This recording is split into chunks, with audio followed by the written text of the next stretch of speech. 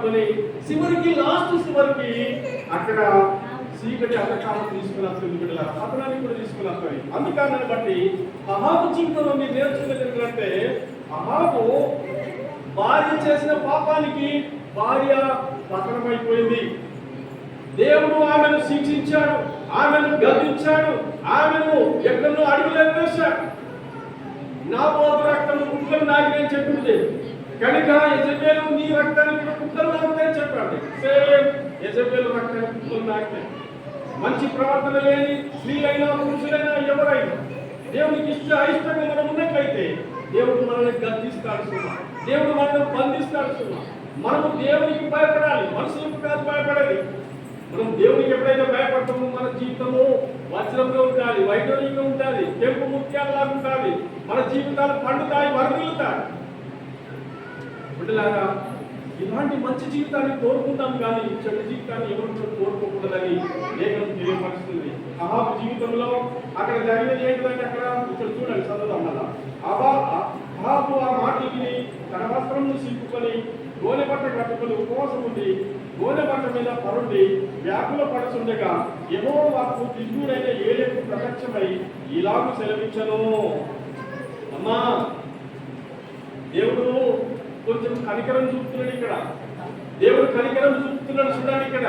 అహాబు జీవితంలో ఏం చేశాడు? బట్టలు చింపి పడేశాడు, గోనె బట్ట కట్టుకున్నాడు, గుడ్ల పూసనంత మోసుకుంటున్నాడు.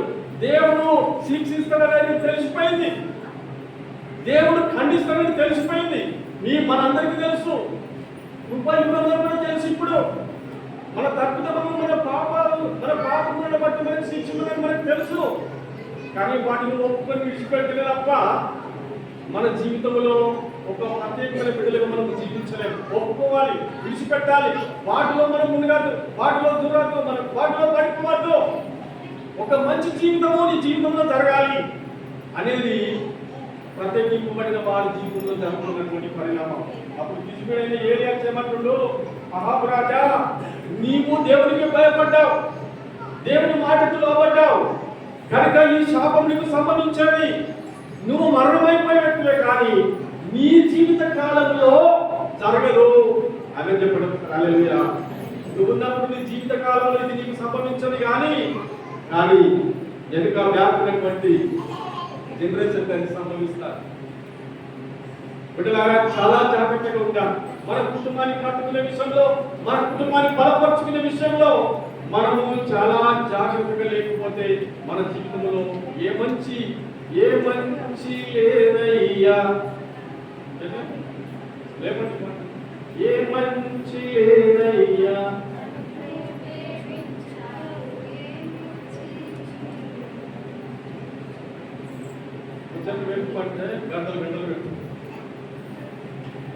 ఏ మంచి నాలో లేదు ప్రభా, నా జీవితంలో ఏ మంచి లేదు.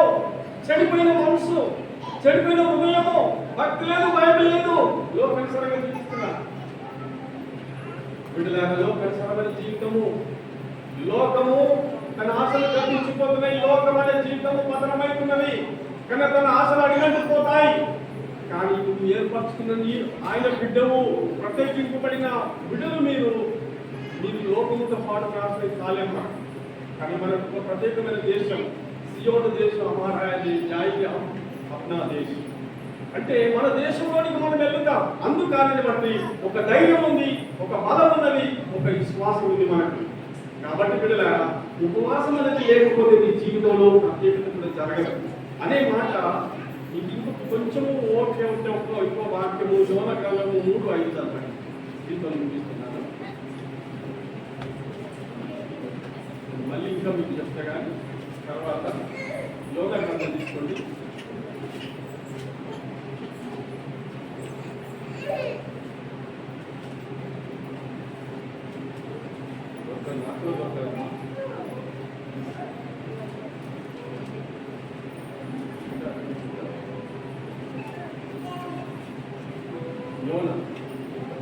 యోన 3:5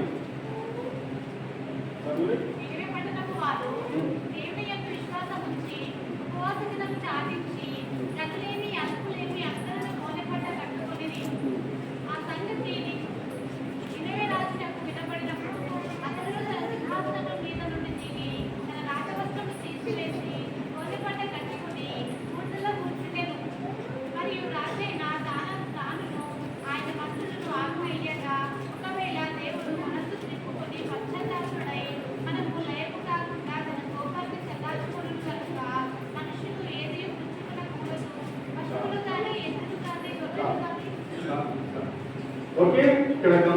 ఇక్కడ 5వ వచనంలో నినివే పట్టణపు వారు దేవుని యొక్క విశ్వాసం వచ్చి ఉపవాస దినములు సాధించి గనులేమి అల్పులేమి అందరూ భోజపట్ట కాకుతున్నది. గనులేమి అల్పులేమి అందరూ భోజపట్ట కాకుతున్నారు. అమ్మా, ఉపవాస దినములు సాధించిన తర్వాత భయం ఉందా మనకు? అమ్మా, భయం ఉన్నదా మనకు? ఉన్నదా భయము? భయము మనకు ఉంటే ఉపవాస దినములు మనము సాధించుకున్నప్పుడు కనీసం దేవుని సన్నిధిలో ప్రార్థించుకునే బిడ్డలుగా, ప్రత్యేకమైన బిడ్డలుగా మనం ఉండాలి.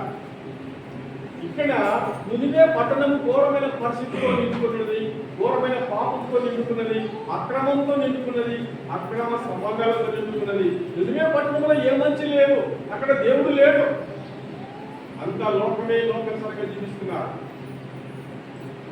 బిడ్డలారా, లోకనుసారంగా జీవిస్తున్న నీ జీవితంలో ఏం జరుగుతున్నది? నీ జీవితంలో లోకనుసారమైన జీవితంలో పాపం నిన్ను వెంటాడి, చీకటి నిన్ను వెంటాడి, అంధకారంలో పెట్టేసి నీ బ్రతుకులు చీకటిమయకరంగా అయిపోతున్నాయి. దేవుడు తెలుసుకున్నాడు. నినివే పట్టణం గురించి పరిశీలన చేశాడు. నినివే పట్టణాన్ని నేను నాశనం చేసి పడతా. చూడండి, మనము అహాబు రాజు గురించి మనం విన్నాం. అహాబు పశ్చాత్తాపపడ్డ కారణాన్ని బట్టి రక్షించాడు, కానీ కుటుంబంలో చాలా కష్టపర్యాలు పొందుతున్నారు.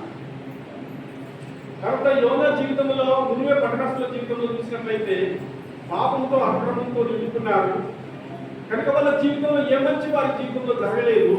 అందుకు కారణాన్ని బట్టి వాళ్ళకు జరిగిన పరిణామం ఏంటో తెలుసా బిడ్డలారా? అక్కడ ఎప్పుడైతే 3 రోజులు ఉపవాస ప్రార్థన ప్రకటించిన తర్వాత నినివే పట్టణస్థులు కూడా గుర్తెరగాలి. మనం సత్యంలో గ్రహించాలి, సత్యంలో మనం తెలుసుకోవాలి, సత్యంలో మనం పాటించాలి. అప్పుడు మనం దేవుడి తట్టు తిరిగినప్పుడు దేవుడు మన తట్టు తిరిగి మనం పశ్చాత్తాపంతో కూడిన కారణాన్ని బట్టి దేవుడు దేశంలో రక్షిస్తాడు, దేశ ప్రజలను రక్షిస్తాడు, దేశంలో మంచి ప్రశాంతత కలగజేస్తాడు. నేటి దినం మనమందరం కూడా ఇలాంటి ప్రశాంతత మనకు కావాలని, ఇలాంటి ప్రశాంతమైన జీవితం మనకు కావాలని మనం కోరుకుందాం. కనుక మనము ఏదైనా జయించాలంటే ఒక భూమి కొనాలన్నా, ఒక కారు కొనాలన్నా, ఒక ఇల్లు కట్టాలన్నా, ఒక కుటుంబంలో ఉన్న పిల్లలకు వివాహం జరగాలన్నా, ఉద్యోగాలు కావాలన్నా, కనుక ఇల్లు భవిష్యత్తు బాగుండాలన్నా ప్రత్యేకమైన ఉపవాస ప్రార్థనలు అవసరమైంది బిడ్డలారా. కనుక ప్రత్యేకమైన ఉపవాస ప్రార్థనలు మనం చేయకపోతే నీ మూర దేవునికి అందదు. నార్మల్గా నువ్వు ప్రార్థన చేస్తే దేవుడు నీ మూర వినడు. దేవునికి పవర్ఫుల్ గా ఉన్నాడు, అగ్ని కణంలాగా ఉండాలి, మండుతున్న కణంలాగా ఉండాలి మనం.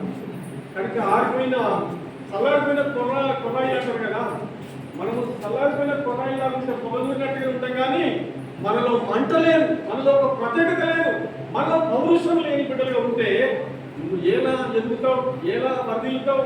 కనుక ఫైనాన్షియల్ ప్రాబ్లం ఉంటుంది, నీకు అప్పుల బాధలు ఉంటాయి, కనుక కుటుంబంలో ఆర్థిక ఇబ్బందులు ఉంటాయి, నీ సమస్యలతో నిండుకొని ఉంటావు. కనుక అందుకాన్ని బట్టి ప్రత్యేకింపబడిన వారంగా మనం ఉండి దేవులో ముందుకు సాగుతున్న వారమే ఉండాలి. అందుకే దేవుడు వెళ్ళారా, దేవుడి తట్టు తిరిగితే దేవుడు మన తట్టు తిరుగుతాడని లేఖనాలు మనం తెలుసుకున్నాం. కాబట్టి ఎన్నో లేఖనాలు ఉన్నాయి. ఇంకా నేను రోజులో ఇద్దరు గారు ముగ్గురు గారు మీరు ప్రత్యేకింపబడిన వారు రండి, మీ సమయాన్ని బట్టి మీరు ప్రార్థనలు చేసుకోండి. బిడ్డలారా, ప్రార్థనలు చెప్పిన మాటను మీరు మీ ఇష్టానుసారంగా మీరు తీసుకుంటే, మీ ఇష్టానుసారంగా మీరు చేసుకుంటారు. ఎవరిష్టం వాళ్ళకు ఉపవాసం అనేది మనం ఉంటేనే తప్ప చేయము, మనం పొందుకోలేము. మనం దాని కొరకు పోరాడాలి. దేని కొరకు పోరాడాలి? మన అవసరం నిమిత్తం మనం పోరాడాలి. ప్రభువా, ఇది నాకు అవసరం ఉన్నది, కావాలి, ఉద్యోగం కావాలి, సంతానం కావాలి, కొడుకు పెళ్లి కావాలి, ఒక భూమి కావాలి, భూమి మీద ప్రతి అవసరాలు కావాలనంటే దేవుని సన్నిధానంలో మనం పోరాడుతున్న వారమే ఉండాలి. కన్నీరు కాల్చి ప్రార్థన చేస్తున్న వారమే ఉండాలి. మేము 2 రోజులు కన్నీరు కాల్చి దేవుడిని నేను అడిగాను, చాలా కన్నీరు కాల్చాను. కనుక ప్రతి అవసరాలు తీర్చే దేవుడు నువ్వే కదా అని చెప్పి దేవుడిని నేను అడుగుతూ దేవుని మయపరుస్తూ నేను గనపరుస్తున్నా. మాకు ఎప్పుడు ఉపవాసం లేదు ఉన్నట్టుగానే అనిపిస్తుంది. దేవుని బిడ్డలారా, ఇలాంటి ఒక మంచి మనస్తత్వం కలిగి మంచి ఆ అజ్ఞాత కలిగి ఆత్మీయ జీవితం కలిగి మనం ఎప్పుడైతే ఉంటున్నామో మన కుటుంబాలు మన పిల్లలు బాగుంటారు. ఈ లోక సంబంధమైన లెక్చర్లు చూడకండి, ఈ లోక సంబంధమైనటువంటి అవభావాలు చూడకండి, కానీ ప్రత్యేకమైన జీవితం మనం కలిగి ఉండడానికి ప్రయత్నించండి, ప్రయాసపడండి. మన ఉపవాసం ఉందాం, ప్రార్థన చేద్దాం, కనుక దేవుడు మయపరుస్తాం. ఈ ఉపవాసం ద్వారా మనం ఉపవాసం ఉన్నప్పుడు ఎంతో మందికి మేలు జరిగినాయి లేదా? మనం ఉపవాసం ఉన్నప్పుడు అందరికీ మేలు జరిగినాయి. ఎవరికి జరగలేదు చెప్పండి? అందరికీ జరిగినాయి, అందరికీ మేలు జరిగినాయి. ఉపవాసం ద్వారా ఎవరికి నష్టం జరగదు. కనుక పెద్ద చర్చిలలో ఉపవాసం ఉంటేనే పెద్ద చర్చలు చర్చలు కాదు. నీ శ్వాసం నిన్ను స్వస్థపడుతుంది. యేసు ప్రభు 1000 మందిలో ఆ స్త్రీతో ఎవరో తెలుసా? నీ విశ్వాసమే నేను స్వస్థపడుతున్నాను. నీ విశ్వాసం ఉంటే ఇక్కడికి నీకు మేలు జరుగుతుంది. నీ విశ్వాసం లేకపోతే నువ్వు ఎక్కడికి వెళ్ళి నీకు మేలు జరగదు. నువ్వు కాసుకో, కరకట్టకో, నువ్వు ఢిల్లీకో, ఔరంగాబాద్కో, కనుక నువ్వు కశ్మీర్లో, కన్యాకుమారిలో, నువ్వు ఎక్కడికి వెళ్ళినా నీ జీవితం మంచిగా లేకపోతే నువ్వు ఎక్కడికి వెళ్ళినా లాభం లేదు. కానీ నీవు మంచిగా ఉంటే నువ్వున్న చోటనే దేవుడు ఉన్నాడు.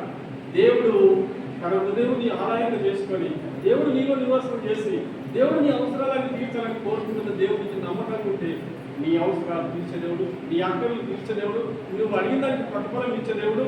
ఈ విషయాలలో నమ్మకంగా మీరు ఎప్పుడైతే ఉంటారో విడలాగా అప్పుడే మీకు దేవుడు దీవిస్తారు. మనం మనుషుల తట్టు చూడదు, మనుషులను మనం ప్రేమించాలి. దేవుడు తట్టు చూసేవాడు మరి అందరినీ ప్రేమిస్తారు, అందరినీ గౌరవిస్తారు. అన్న విషయము మనం ఎప్పుడైతే కలిగి ఉంటున్నామో దాని విషయంలో ముందుకు సాగుదాం. దేవుడు మిమ్మల్ని మనలందరినీ మన ప్రభువు దీవించి ఆశీర్వదించును గాక. ఆమేన్.